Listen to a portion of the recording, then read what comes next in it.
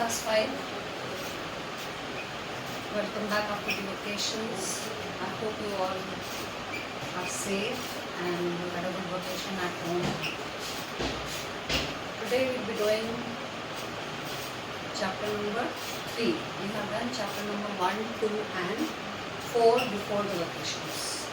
So chapter number 3, I'll be taking you through the content and I'll be explaining to you.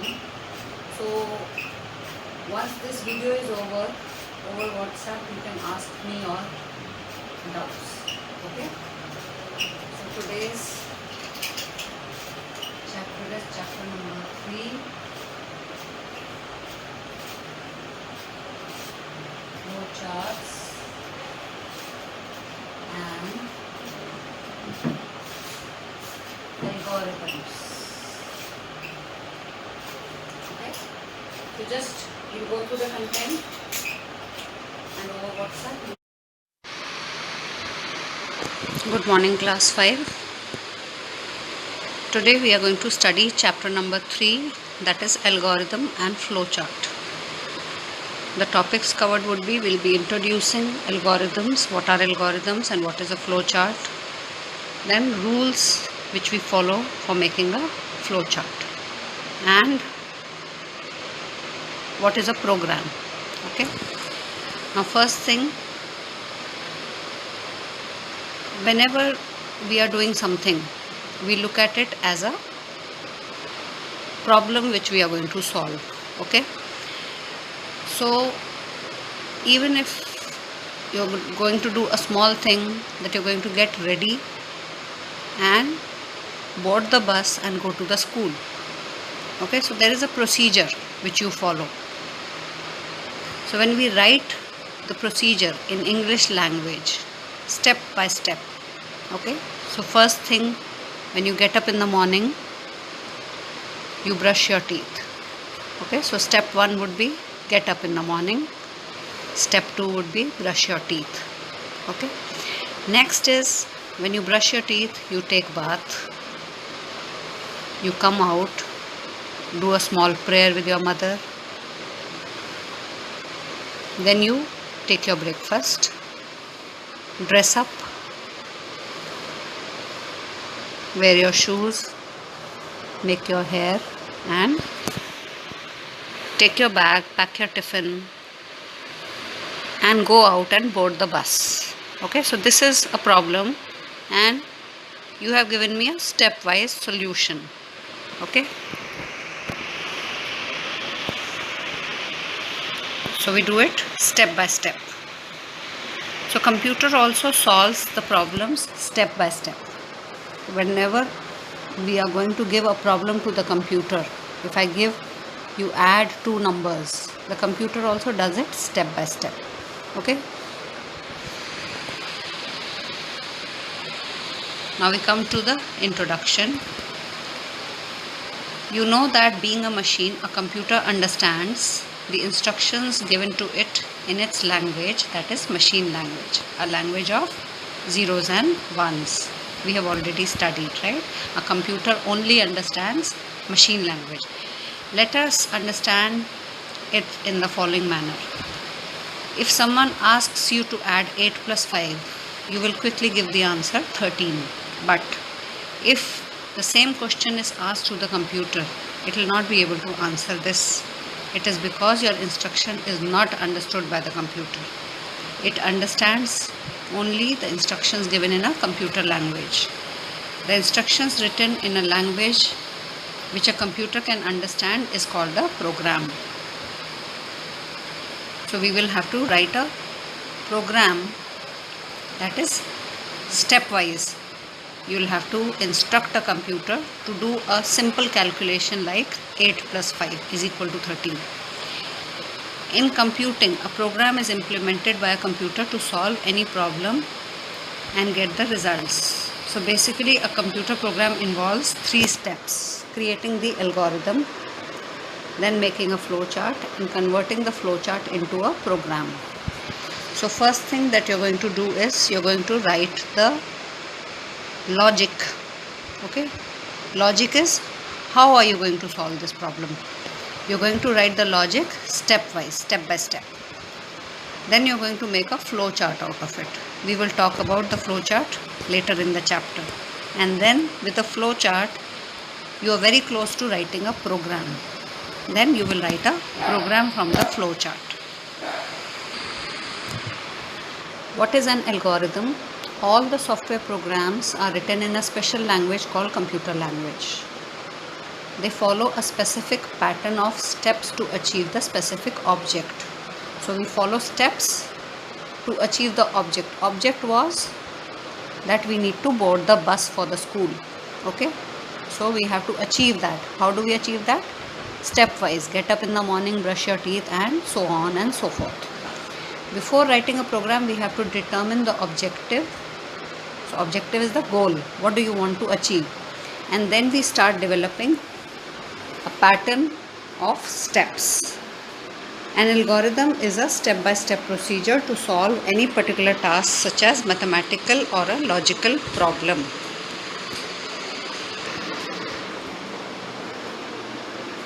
Let us understand it by an example. What steps would you follow to buy a new shirt? The possible steps are: take money and go to the garment shop in the market. Then tell the shopkeeper which color and what style of the shirt you want. Choose and finalize the desired shirt. Pay the money to the shopkeeper. Take the balance amount, if any, from the shopkeeper, and finally you get the desired result. That is the objective, that is the goal. What was the goal? That you want to purchase a new shirt. Okay. So more examples for algorithms are to add any two numbers. Step 1 is start. And so whenever you are writing an algorithm, the rule is that the first step has to be step 1, start, and at the end we do step 5 or step 6, stop. So an algorithm has a start and a stop. Start, take two numbers. So let's say I take the numbers in variables a and b, a number a and number b. Now add the two numbers. I add a and b. C is equal to a plus b. Okay. And now print the result. That means print C. Print the result and stop. Okay. So this is the algorithm to add two numbers. Multiply two numbers. Start. Take two numbers. Multiply the two numbers. Print the result. Stop. Okay. Subtract.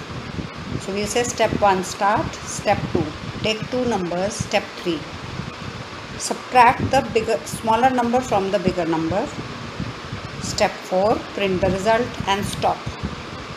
Is it making any sense? Is it clear? Please write down all your queries that you have while studying this chapter, and once we meet over the online class, we are going to discuss all the problems, okay, whatever you don't understand. Now next is an algorithm to find the greater number out of the two. Step 1 start, take two numbers, let's say a and b. Now we compare these two numbers. If a is greater than b, go to step 4. Step 4 says print a is greater. Else go to step 6. Step 6 says print b is greater. And once we are done with this, we need to stop. So step 5 is stop, and print b is greater, go to step 5. So at the end it will go to again step 5 stop. So if a is greater, print a, else print b. Okay, this is the algorithm to find the greater number out of the two. A flowchart is a diagrammatic representation of a problem solving process. Diagrammatic means you are going to display the flow of the problem. Okay, so we are going to show it in a diagram. So what we are going to do is we are going to convert our algorithm into a flowchart. It is called a flowchart as it charts the flow of a program. Now you need to understand whatever we have done, adding two numbers, subtracting two numbers, comparing two numbers, these are all programs. Okay, So finally, from the algorithm we are going to draw a flow chart, and from the flow chart we are going to write the program. In a flow chart, so a flow chart is always from top to bottom. The flow goes from top to bottom. In a flow chart, each operation is represented using specific geometrical symbols. So the way in an algorithm we have step 1, step 2, step 3. Step 1 is start. So for a flow chart also there is a start box, there is a processing box, there is an input output box. You are getting two numbers means take input, okay, and your printing means give output. So there are different boxes for each type of instruction. These symbols are connected to each other by arrows to show the operation. Now we are going to study the symbols and the purpose of the symbols. Okay, start stop box is an oval shaped box in which we write start, and at the end again we'll use this oval shaped box, we'll write stop. Oval shaped symbol that is used at the beginning, at the end of the flow chart. It shows the starting and the ending of a flow chart. Input output box is a parallelogram. So it is not a rectangle if you see. It is slightly tilted. Parallelogram. It's like a, you can say, do you know what do we mean by parallel lines? If two lines never meet, it's called parallel lines. Okay? So if we are drawing two lines, two straight lines, one below the other, then if you extend that line, it will never meet the other line. That is called parallel, and it is parallelogram means opposite sides are parallel. Okay, and this indicates the input output of a program. Input means when you're getting input. Get input means take two numbers. In the second program comparing, then you are again taking two numbers A and B. Okay, so when we give input to the computer, that is again the statement, we'll be writing it in a parallelogram. And once we print, we are going to write all print and input statements in a parallelogram. Next is processing box. That is a simple rectangle shaped box used to show the processing part of the flowchart, like calculation. Simple statements when we are writing, we have to write it in a processing box. Okay, जहाँ पे आप कोई decision नहीं ले रहे हो, कोई input नहीं ले रहे हो, कोई आउटपुट नहीं दे रहे हो, सिंपल कैलकुलेशन कर रहे हो या सिंपल स्टेटमेंट लिख रहे हो, जैसे कि brush your teeth. Okay, so brush your teeth is simple statement, it will come in a processing box. Then decision box, it's a rhombus shaped, kite shaped box used to check the conditions. That means अगर किसी condition को check करना है, you went to the washroom to brush your teeth. Before that you check, do you have the toothpaste in the bathroom? Yes. So that check condition, the way we did it in our program, is A greater than B. If A is greater than B, then print A is greater, else print B is greater. So that decision will come in a rhombus shaped box. A is greater than B. Whenever you have a question mark, so whenever you have a question, it will come in a decision box. So a question will have the answer yes or no. Okay, so we will come to this later in the chapter. Then flow lines are left right arrows which join two boxes. So start, and then the arrow goes to the next box, then the arrow goes to the next box. Same way, from a decision box we'll have two arrows, one for yes and one for no. Okay, so these are called the flow lines. The rule is that these flow lines do not enter into the box, they just touch the box. So it's coming out of the box. Okay, so it will not start from inside the box, it will be just touching the box.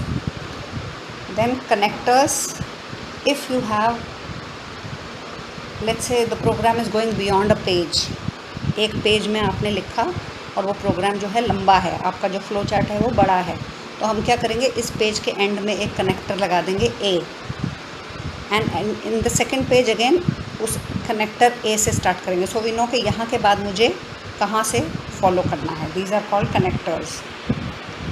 Okay, what are the advantages of flowchart? Flowchart helps in analyzing the problem in a more effective way. So if you have a problem in hand, make a sandwich. Okay, the problem is make a sandwich. So once you go step by step, okay, once you go step by step, you'll be able to solve it more effectively. Flowchart is a better way of communicating the logic of a system. Logic means how you're going to do this, okay, step by step. A flowchart acts as a